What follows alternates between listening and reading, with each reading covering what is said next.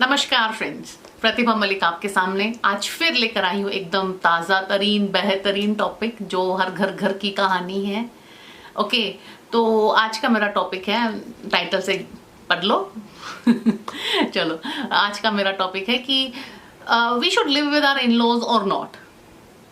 ठीक है, तो ज़्यादा मैं डिस्कस नहीं करूँगी इस बारे में। पहले मैं अपना स्ट्रेट फॉरवर्ड आंसर दे देती हूँ, उसका फिर रीज़न भी देती हूँ। ठीक है, धीरे धीरे उसका रीज़न और उसका सोल्यूशन भी देती हूँ मैं कि ऐसा क्यों बोला, और अगर ऐसा बोला तो इसका सोल्यूशन क्या करें हम। तो चलो, स्ट्रेट फॉरवर्ड आंसर है नो, बिल्कुल भी नहीं, कभी भी नहीं, किसी को भी नहीं।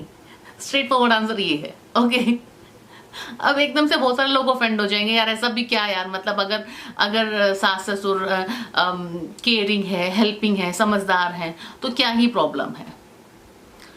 प्रॉब्लम तब भी है, आई टेल यू क्या क्या प्रॉब्लम्स हैं, तब भी प्रॉब्लम्स हैं। तो चलो, सबसे पहले प्रॉब्लम्स की लिस्ट बनाते हैं, फिर सॉल्यूशंस सोचेंगे। ठीक है, तो चलो, प्रॉब्लम नंबर 1, सबसे बड़ी प्रॉब्लम वो है जनरेशन गैप। सी, कभी भी जो दो जनरेशन साथ में रहती है ना, तो क्लैशेस होने स्वाभाविक है। मैं ये नहीं कहूंगी कि उसमें ठीक कौन और गलत कौन, कि आप यंगर जनरेशन सही होती है, ओल्डर गलत होती है, ऐसा बिल्कुल भी नहीं। सही गलत इसमें बात ही नहीं हो रही है। बात सिर्फ इतनी है कि they are two different generation, two different set of minds, two different thinkings, two different life styles. अब हम लोगों का लाइफ स्टाइल क्या होता है ना, जिनकी नई नई शादियाँ हुई होती हैं, अभी 40s तक है, मतलब 40 तक वाले लोगों का, 20s 30s तक का, कि रात को 2 बजे तक जागना इज़ वेरी नॉर्मल, रात को मूवीज़ देखना इज़ वेरी नॉर्मल, रात को फ्रेंड्स के साथ पार्टी करना इज़ वेरी नॉर्मल, जंक थोड़ा ज़्यादा खाना इज़ वेरी नॉर्मल।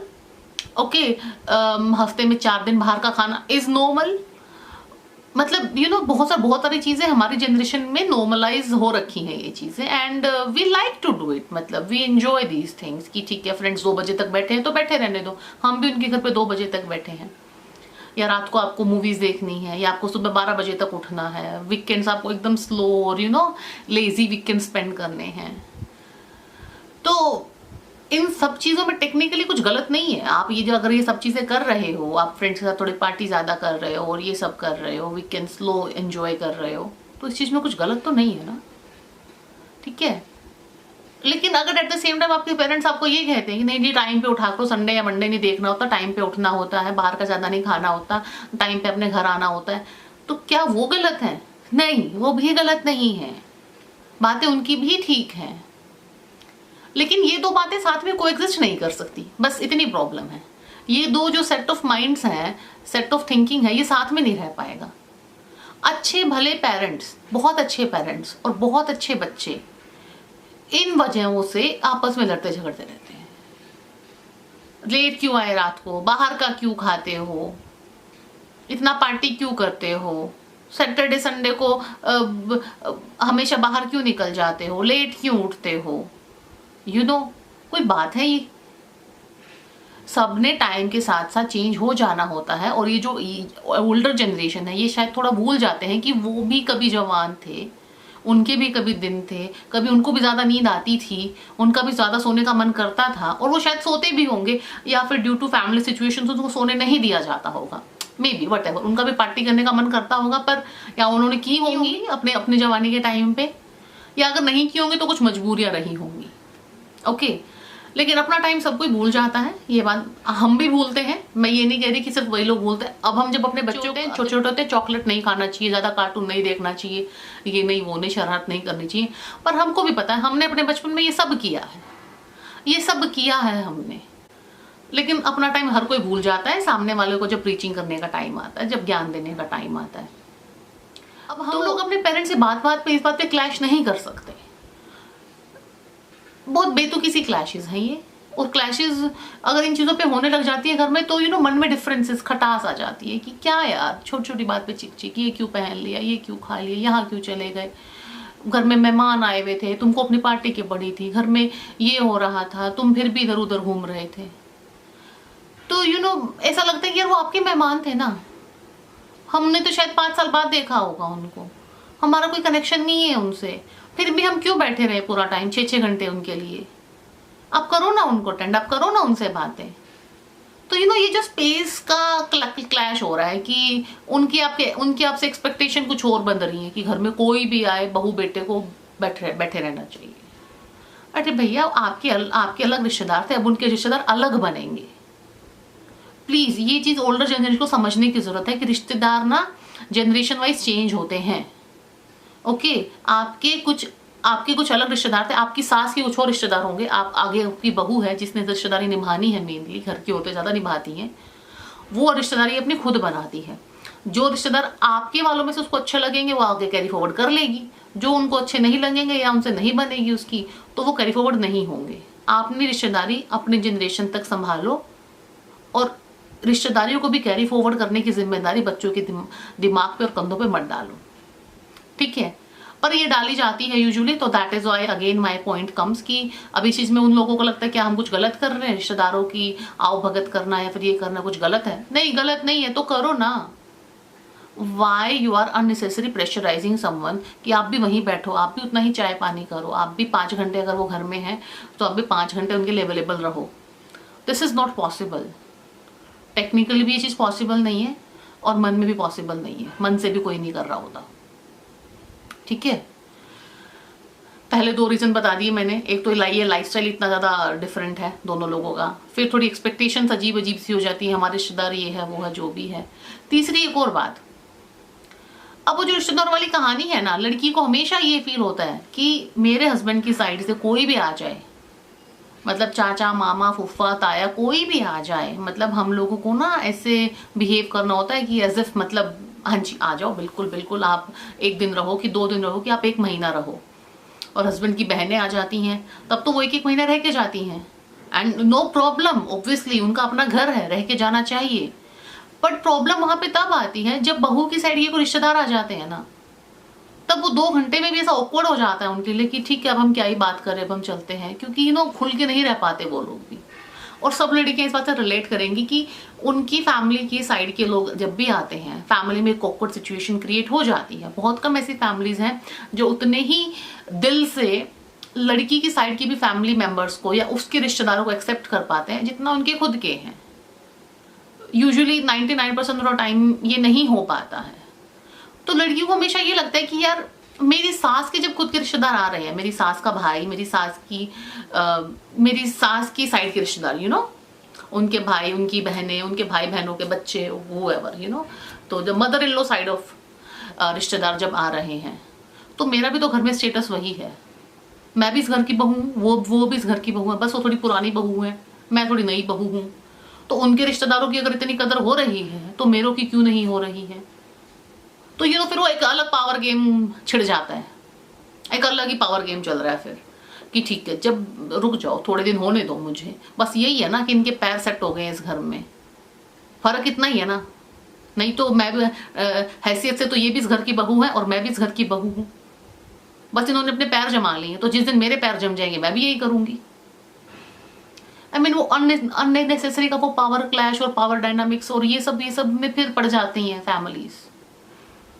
अजीब सी बात लगती है ना कि मतलब कुछ पर्पस ही अलग चल रहा है यहाँ पे घरों में। तो इन सब का सोल्यूशन ये नहीं था कि जैसे ही बेटा बहू की शादी हुई उनको अलग पोर्शन दे दिया गया या पास में कोई अलग घर दे दिया गया, जिससे आपके रिश्तेदार उनका लाइफस्टाइल, हमारा लाइफस्टाइल कुछ भी क्लैश होगा ही नहीं, एकदम प्रॉब्लम सॉर्टेड। अब कुछ लोगों का ना इसमें प्रॉब्लम ये आ जाती है कि it's not easy and it's not possible to stay apart.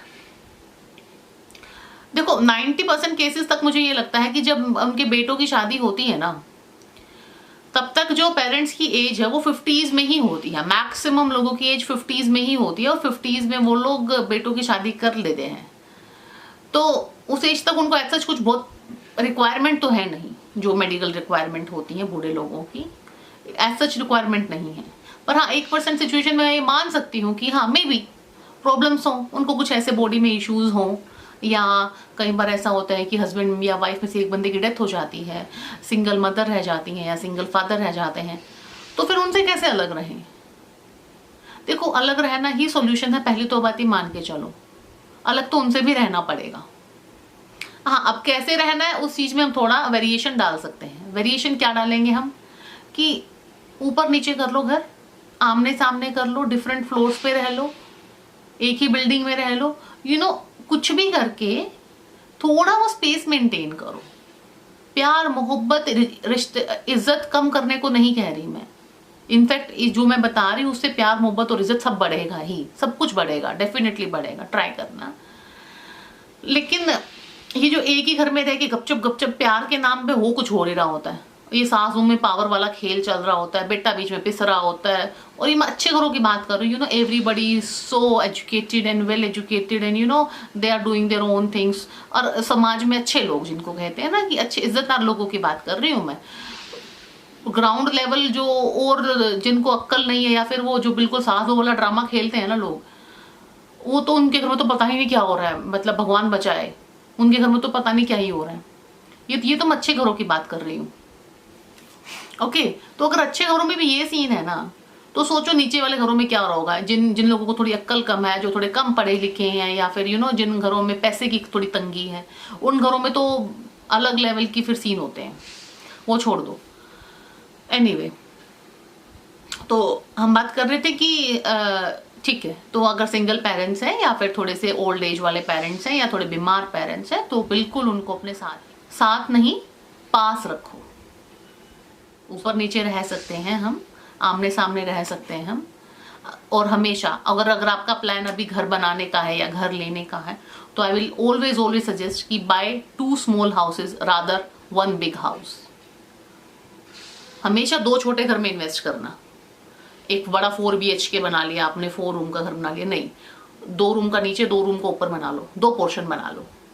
Flat खरीदने वाले हो आप, बड़े शहरों में रहते हो, अगेन बड़ा फ्लैट खरीदने वाले हो, तो अगेन मैं कहूँगी 2 फ्लैट ले लो। 3 BHK है तो एक 2 और एक 1 ले लो, एक 2 और एक 2 ले लो, तो स्पेस भी बना रहेगा अपना, और दूरियां भी नहीं आएंगी, ना दिलों में दूरियां आएंगी।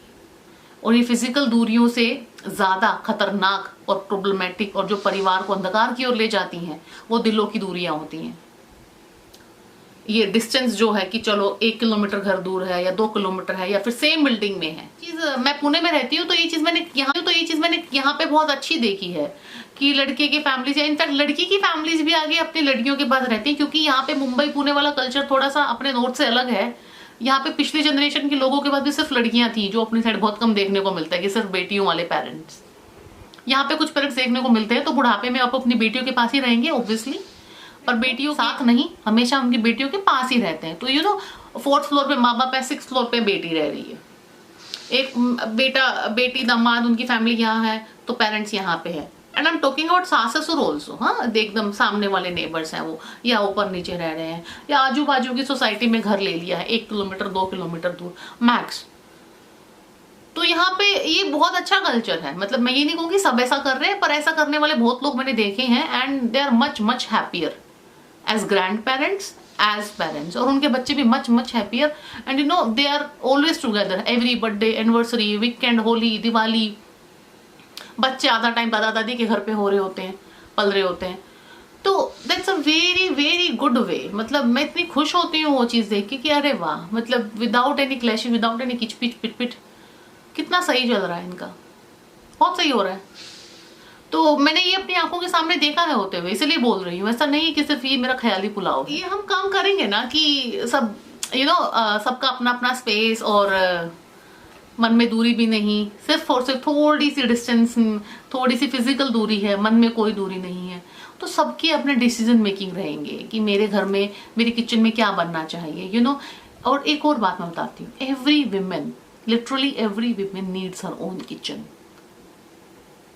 चाहे वो, मैं आपको बताऊं, 18-20 साल की बच्ची ही क्यों ना हो, लड़कियां बचपन से घर खेलना शुरू कर देती हैं, उनको अपना घर, अपनी किचन से बहुत प्यार होता है।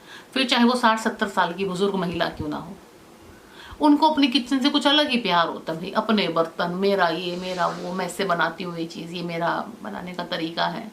तो सबकी अपनी क्रिएटिविटी है, सबका अपना घर बसाने का तरीका है, सबको अपनी किचन बहुत प्यारी होती है। एंड सब लड़कियां प्लीज मेरी इस बात से एग्री करेंगे, and please give me thumbs up if I am saying right. Okay, so yes, we love our kitchens, we love our way of organizing things and cooking things and experimenting with dishes. So हमको पसंद है ना ये चीज़, तो सबको अपना अपना kitchen मिलना चाहिए ना। तो सबको अपना स्पेस, अपना डिसीजन मेकिंग, अपना तरीके की कुकिंग करना, सबको अच्छा लगेगा, सबको उसका स्पेस मिलेगा, सब खुश, अल्टीमेटली फैमिली खुश, फैमिली में ग्रोथ होगी, तरक्की होगी, बरकत होगी, यही तो चाहिए। इस किटपिट के लिए थोड़ी ना फैमिलीज बनाई गई थी। फैमिली सिस्टम एक दूसरे को सपोर्ट करने के लिए, घर में बरकत आने के लिए, सब लोग मिलके चलें, उस चीज के लिए बनाई गई थी ना। और हम फैमिली में रह के करते कुछ हो रही है, कुछ और ही और होता है फैमिली के नाम पे, ठीक है। अब इस चीज में ना मैं एक और पॉइंट ऐड करना चाहूंगी, वो ये है कि इस चीज के पीछे जो मुझे बहुत बड़ा रूट कोज लगता है, मतलब अच्छा बड़ा है ये, सोचना आप लोग भी। एक औरत है, उसके 2 बच्चे हैं, ठीक है, ये केस स्टडी आप इमेजिन करो।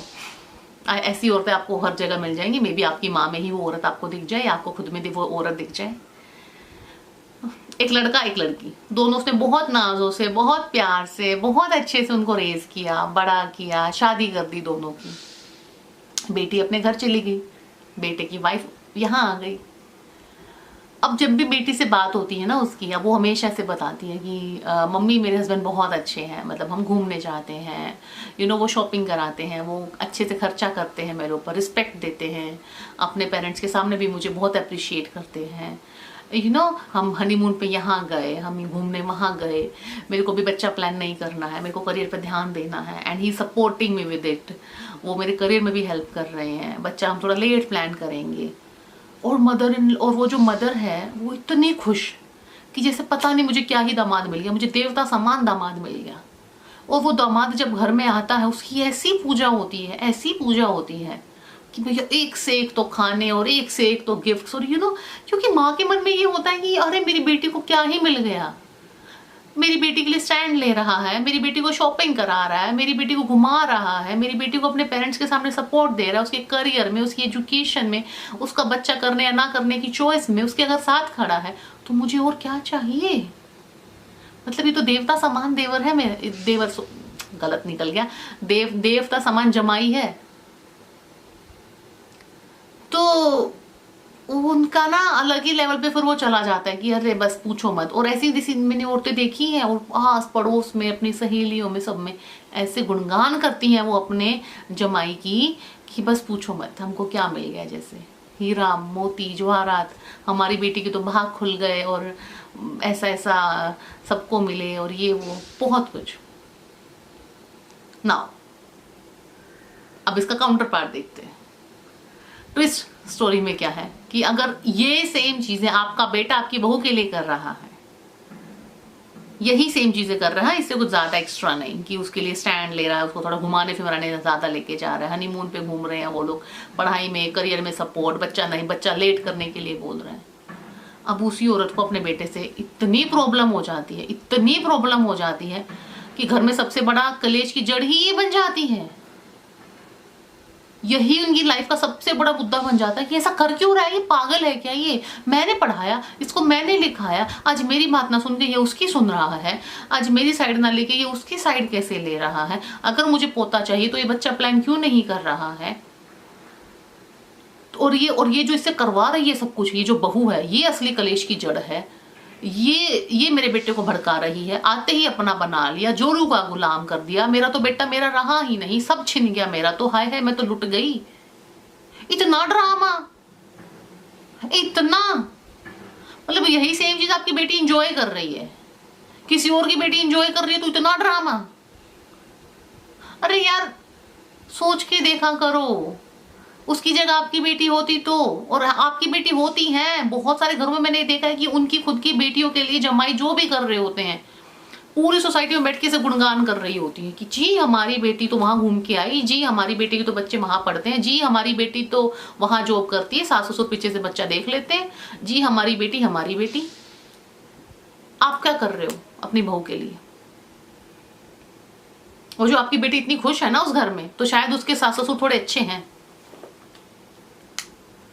जो अपने बेटे पे इतनी रोक टोक नहीं कर रहे हैं, और शायद अगर अच्छे नहीं भी हैं तो उस जमाई में बहुत अक्ल है कि उसको पता है कि मुझे अपनी बीवी को प्रायोरिटी देनी है, पर एट द सेम टाइम अगर आपका बेटा ये सब करने लगता है, इतनी प्रॉब्लम कि लाइफ की सबसे बड़ी यही प्रॉब्लम बन जाती है। और अगर वही बेटा अगर गलती से ये कह दे कि हमको थोड़ा अलग रहना है, हमारा स्पेस चाहिए हमको, जिसमें कि कुछ गलत नहीं है, संविधान, कानून, धर्म, आप हिंदू धर्म के स्क्रिप्चर्स उठा के देखो, कुछ भी उठा के देखो, ये हर चीज हमको अलाउ करती है कि एक लड़की को अपने घर शादी के बाद उसके हस्बैंड की जिम्मेदारी है उसको अपना घर बना के देना। इसी जिम्मेदारी पर वो उसको लेके जाता है। और ये मैसेज उन हस्बैंड्स को भी है कि अगर आप ये जिम्मेदारी नहीं उठा सकते तो आप अभी शादी के लायक नहीं हुए हो। You are not mature enough, independent enough कि आप शादी करो।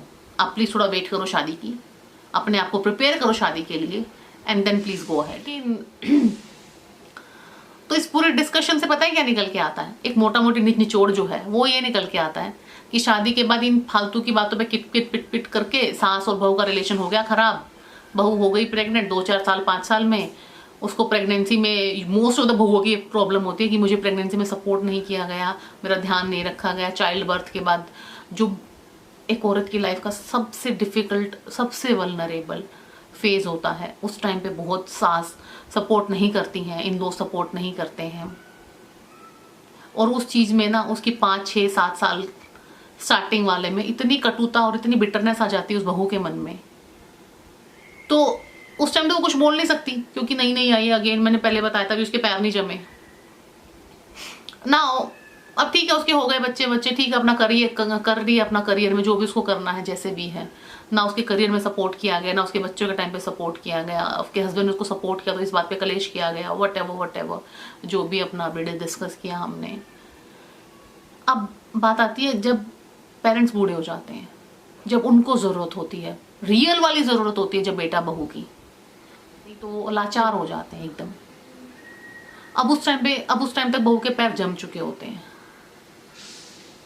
अब उस टाइम पे पता है क्या हो रहा होता है, और बेटा भी ना इतने सालों से पिस पिस के माँ और बीवी के बीच में पिस पिस के ना वो भी फेडअप हो लेता है कि देख लो अब अपना जो करना है मेरे से, और बस वो भी उसका हो लेता है तब तक।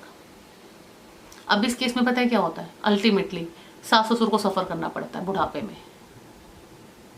अब उसको लगता है this is my revenge time, इसने मेरे को बहुत परेशान किया था तब मैं नई आई, तब मेरे को इसने ये किया, तब मेरे को वो किया, तब मेरे को ऐसा किया, ऐसा बोला, मेरे को तब सपोर्ट नहीं किया, मेरे को बीमारी में भी ये किया, उसको फिर अपने सब दुख दर्द। और औरतें ऐसे होती है ना यूजुअली कि जब उनको वल्नरेबल वाला फेज होता है ना, शादी करके नई आई है, या बच्चे के लिए प्रेशराइज किया जा रहा है, या उसको लड़की हो गई लड़के के लिए प्रेशराइज किया जा रहा है, या फिर बच्चा हो गया है, लड़का भी हो गया तो भी कोई सपोर्ट सिस्टम नहीं है घर में, तो ये वाली सारी बातें ना उसके ना दिमाग में सदा के लिए बैठ जाती हैं, लाइफ टाइम के लिए बैठ जाती हैं, क्योंकि मे बी वो मोस्ट वल्नरेबल थी इन टाइम्स पे।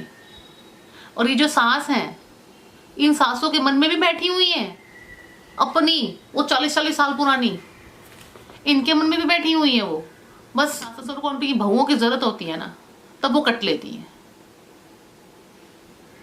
अब इस चीज में ना ये सही हुआ कि गलत हुआ, कौन सही था और कौन गलत था, इस चीज का फैसला मैं आपके ऊपर छोड़ती हूँ। आप खुद डिसाइड करो कि किसने क्या सही किया, किसने क्या गलत किया, क्योंकि जो मैंने पूरी स्टोरी आपको बताई है ये मोस्ट ऑफ द घरों की स्टोरी है। अब आप बैठ के सोचो कि इस स्टोरी में कौन ठीक था और कौन गलत था, सॉल्यूशन क्या हो सकता था। अब इस पूरी स्टोरी का निष्कर्ष ये है कि जब बहू को जरूरत थी, बेटा या बहू को जरूरत थी, उनके करियर के टाइम पे, उनके बच्चों के टाइम पे सास ससुर अवेलेबल नहीं थे। जब सास ससुर की जरूरत है, अब बेटा बहू अवेलेबल नहीं है। कौन सही कौन गलत, ये मैं आपके ऊपर छोड़ती हूँ, सोचिए और मुझे बताइए। Thank you so much. मिलती हूँ मैं नेक्स्ट वीडियो में, ऐसे ही बहुत इंटरेस्टिंग टॉपिक लेकर आऊंगी, समाज से जुड़े हुए, हर घर से जुड़े हुए। आप भी प्लीज मेरा सपोर्ट कीजिए, लाइक शेयर और सब्सक्राइब करना बिल्कुल मत भूलिए। Thank you so much.